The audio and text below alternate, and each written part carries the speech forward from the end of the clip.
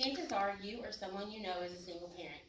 According to ifstudies.org, children of single moms are much more likely to see domestic violence at some point of their childhood. I, for one, am a single mom, and I struggle day to day to make sure I make the best decisions for my daughter and I. One of the choices I make is not to date, and the reason I do is because domestic violence has happened to me, with my daughter there. You need to know what domestic violence does to a person and how to spot the signs for it in the women that you love. Statistics from the National Coalition Against Domestic Violence at ncadv.org says that 20 people per minute are physically abused by their partner.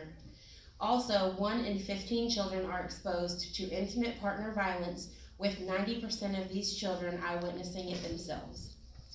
Tonight, I'm going to tell you 3 things about domestic violence. I'm going to tell you what the definition of domestic violence is, how to spot the signs of domestic violence in your loved ones, and what to do if you yourself are the victim.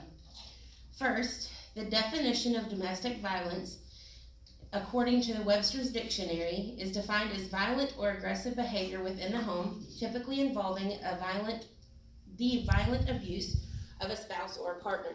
There are 5 types of abuse according to Webster. There is physical, sexual, emotional, economic, and psychological.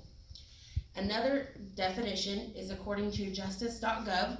The United States Department of Justice defines domestic violence as a pattern of abusive behavior in any relationship that is used by one partner to gain or maintain control over another intimate partner. With justice.gov, there are 4 classes of punishment. There's aggravated assault, and then there's first, second, and third degree domestic violence. It is punishable by law, and depending on the severity, there are misdemeanors or felony charges. Now that you know the definitions of domestic violence, I'm going to tell you about the signs of this kind of abuse. Signs of this abuse can come from the abused or the abuser, and most people don't realize that. If you know someone that is being abused, you may see physical signs, and you may not, but the physical signs could include bruises, scratches, broken bones, black eyes. The emotional signs could be they're very standoffish, they're very nervous, they stop seeing their friends, they stop fixing their hair or putting on their makeup. And if the abuser is the one that you know or you see, some of the physical signs you may see on them are scratched up knuckles or broken hands a lot. You may see bruises on their hands or on their knuckles. And the emotional signs in the abuser, they are very, very jealous and very, very controlling. Now that you know what to look for, that will help. But what if you're the victim?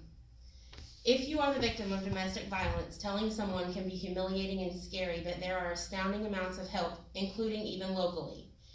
This is a brochure that is offered by North Arkansas Regional Medical Center. We have so many domestic violence cases that come in our hospital every night that people don't realize. Most of these women blame themselves. It was my fault. I acted on, but this is something that we offer. In this brochure, it tells you everything from how to prepare your home. For instance, back your car in. Always back your car in so you don't have to back up. Always make sure you have a full tank of gas. Make sure that your purse and your kids' bags and everything are ready to go. And it tells you where to hide, like a Walmart bag of extra clothes or money, underneath parts of your car that people wouldn't even realize to even look at. It tells you how to find lawyers in your area. It tells you about the sanctuary that's here and other places in our area that can help. It gives you phone numbers, and it also tells you how to go about getting a protection order. Very, very good information in this. Another place you can look is the hotline.org. They have 24/7 advocates that are available 365 days a week. They have deaf and hard of hearing assistants, and when I was doing my research and I went to this website, there's a warning that pops up the minute you go into it that says it is not secure, that everything you do on the internet or on their computer can be traced, no matter how many times you erase it. So it gives you the phone number to get in touch with them before it even marks your computer. and you have to accept to go into the website. And if you don't hit accept, then it doesn't put it on your computer that you've even been looking there to keep you safe. Locally, we have the Sanctuary. They provide housing, education, safety, food. They have workshops and childcare. They also have 24/7, 365 advocates. They have a toll-free number, and they accept collect calls at any time of the day. In conclusion, domestic violence is ugly in all shapes and forms. Tonight I've told you about the meanings behind domestic violence, the warning signs of domestic violence, and where you can find help if you yourself need it. Women should be loved, and so should their children. If you know someone who needs help in a violent relationship, I have provided you with a flyer with numbers with help on it. And also, www.singlemom.com provides a massive list of resources and other things. Thank you, guys. I